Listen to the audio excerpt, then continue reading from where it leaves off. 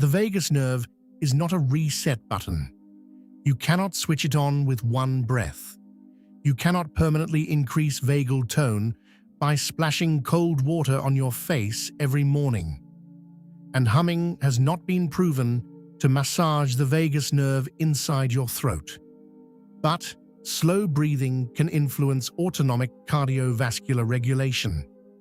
Cold facial stimulation can trigger a measurable autonomic reflex.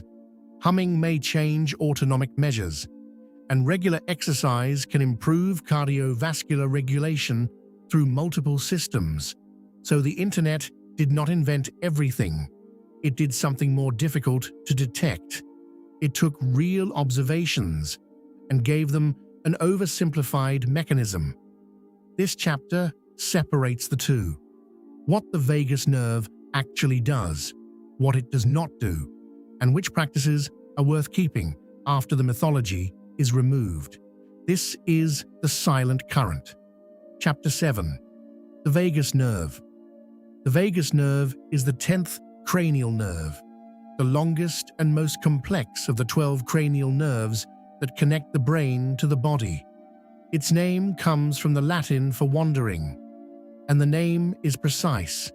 The vagus nerve does not travel a direct path from brain to destination.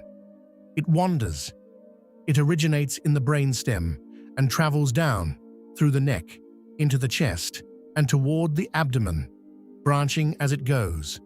The heart, the lungs, the esophagus, the stomach, and large regions of the digestive system. Through its branches and the networks they enter, the vagus participates in communication between the brain and multiple internal organs. The vagus carries signals in both directions. Some travel from the brain toward the organs. Others carry sensory information from the body back toward the brain stem. It is one of the major communication pathways connecting internal physiology with central autonomic regulation. Through its cardiac pathways, vagal activity can slow heart rate and influence beat-to-beat regulation. Vagal pathways also participate in digestive function and in reflex circuits involved in immune regulation. The vagus is not the body's single recovery nerve, but it is a major component of the parasympathetic system and a central pathway in brain-body regulation. Now, a concept you will hear constantly in discussions about the vagus nerve: vagal tone. The term is often used to describe the ongoing influence of parasympathetic vagal activity, especially on the heart. Researchers often estimate aspects of cardiac vagal modulation through heart rate variability, HRV. But HRV is not a direct measurement of the entire vagus nerve. It is an indirect physiological signal, useful, widely studied, but dependent on context, breathing, age, fitness, health, and the specific measurement used.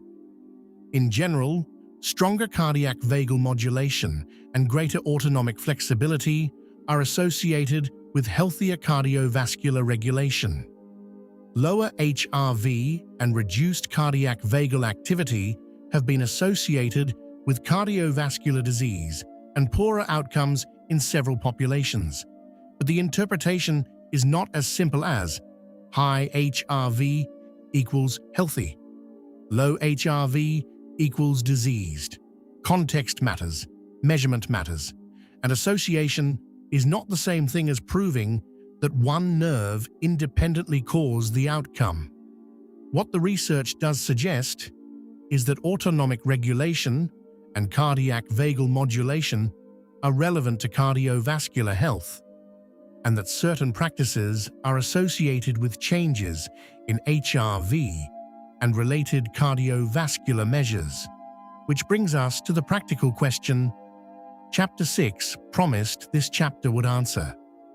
Here is where the practical question begins. Can voluntary behavior influence autonomic regulation? Yes. But the answer is more complicated than the phrase, activate your vagus nerve.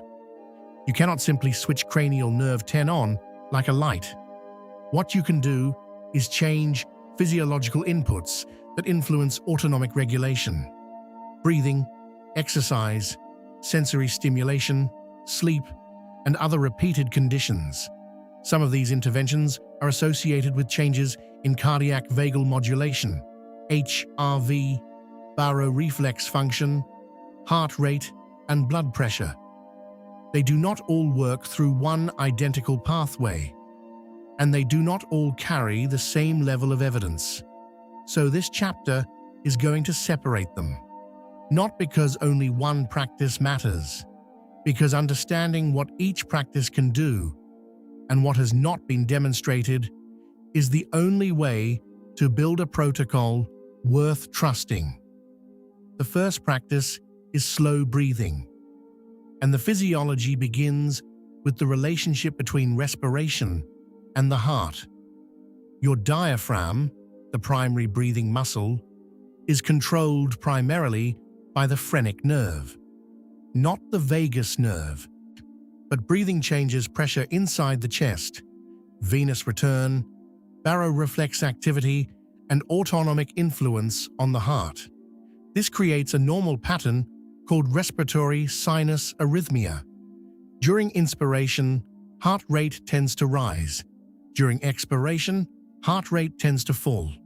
Cardiac vagal modulation is an important part of that rhythm. This is one reason slow breathing can influence HRV and autonomic cardiovascular regulation. The evidence does not point to one magical count.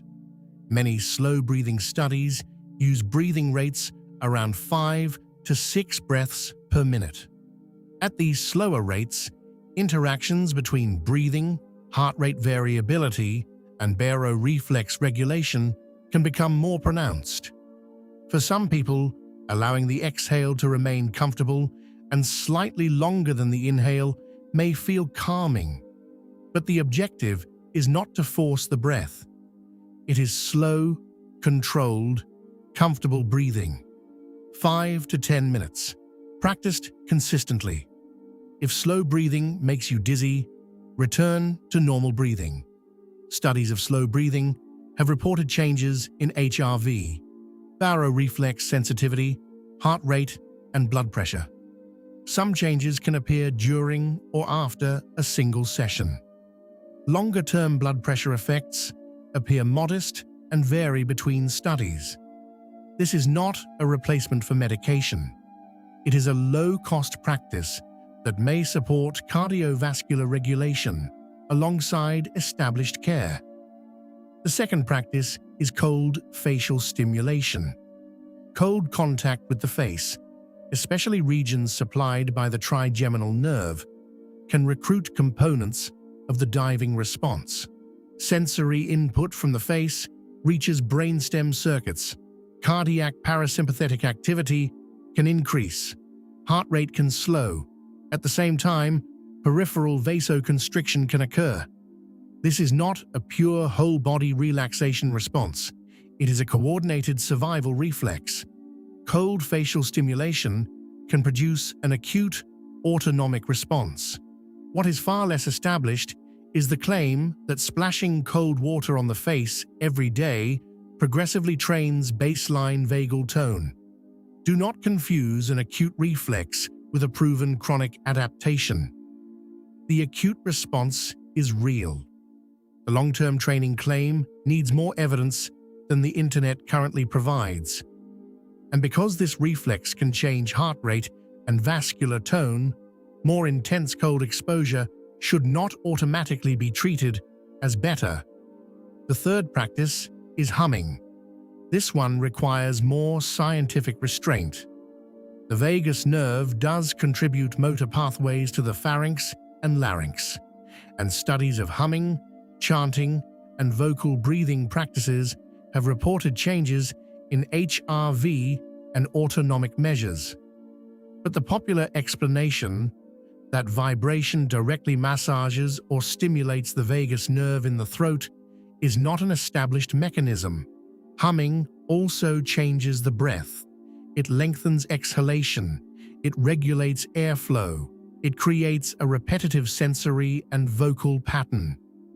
These factors may contribute to the autonomic effects observed. So yes, humming may be useful. But this series will not pretend the mechanism is more certain than it is. And ironically, knowing that is more trustworthy than a mechanism that sounds precise but has not been established. The fourth practice is regular physical activity. And here, the evidence becomes much stronger. Exercise affects far more than the vagus nerve. The heart, the blood vessels, endothelial function, insulin sensitivity, body composition, sleep, stress regulation, and autonomic cardiovascular control. Regular aerobic training has been associated with improvements in HRV, baroreflex sensitivity, and parasympathetic cardiac modulation. But do not reduce exercise to a vagus nerve hack. It is a whole system intervention. And for a series built around blood pressure, that matters more. Regular physical activity has a strong evidence base for supporting blood pressure reduction and cardiovascular health. Not because it activates one nerve, because it changes the conditions of the entire cardiovascular system. So where does this leave the man watching? With 4 practices, but not 4 equal claims. Slow breathing has evidence for influencing autonomic cardiovascular regulation and may produce modest improvements in blood pressure.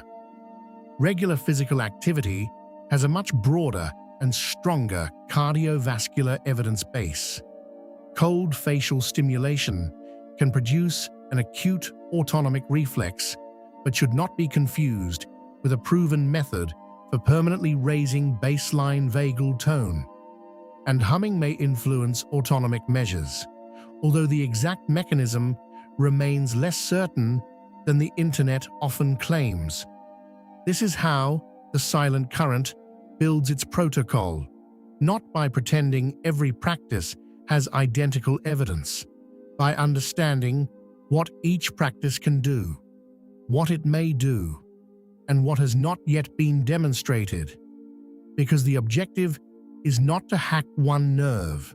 The objective is to improve the conditions regulating the cardiovascular system: breathing, movement, sleep, stress, metabolic health, medical care, medication when prescribed, and repeated daily behaviors. The vagus nerve belongs inside that picture. It does not replace the picture. And that distinction is what makes the practice useful. Chapter 8. Blood vessels and the language of stress moves from regulation to structure. What sustained higher pressure can do to the arterial wall. How vessels adapt to repeated mechanical load. What vascular remodeling means, and which parts of vascular health can improve when the conditions change. This is the silent current. Chapter 7. Complete. Your body has been trying to tell you something. It is time to listen.